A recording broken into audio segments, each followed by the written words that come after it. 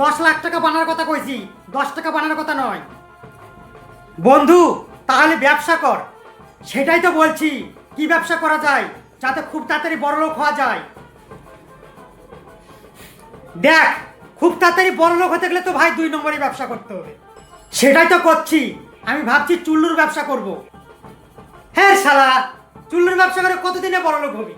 আরো বড় কিছু ভাব, হিরোইনের ব্যবসা কর। হিরোইন মানে কি, নায়িকা?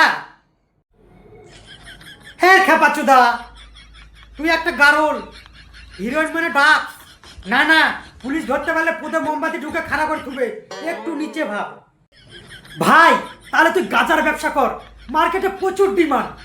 আচ্ছা ভাই, গাজার ব্যবসা না করে যদি গাজার চাষ করি তাহলে কেমন হয়?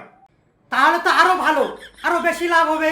গাছ লাগাতে ভালো, গাছ থেকে অক্সিজেন পাওয়া যায়। বন্ধু থাক তাহলে তুই, আমি ফটাফট গাছের গাছ লাগিয়ে ফেলি। যত তাড়াতাড়ি গাছের গাছ লাগাতে পারবো তত তাড়াতাড়ি বড়লোক হয়ে যাবো, আর তত তাড়াতাড়ি বিয়ে করতে পারবো। দিন দিন তোর সাহসটা দেখে আমি অবাক হয়ে যাচ্ছি। এতে সাহসের কি আছে বাবা? বড়রা তো সবাই বলে গাছ লাগান পান বাঁচান, তাই বলে তুই গাছের গাছ লাগাবি? হারামজাদা, আমি নিমে দাঁতন ভেবে কামড় দিয়েছি? বাবা, গাজার বিদেশে প্রচুর ডিমান্ড। আমরা প্লেনে করে রপ্তানি করব, আমরা 1 বছরে বড়লোক হয়ে যাব। আমাকে তো দেখছি জেলের ভাত খুঁয়ে থাকবে। জায়গা জমি তো সব আমার নামে।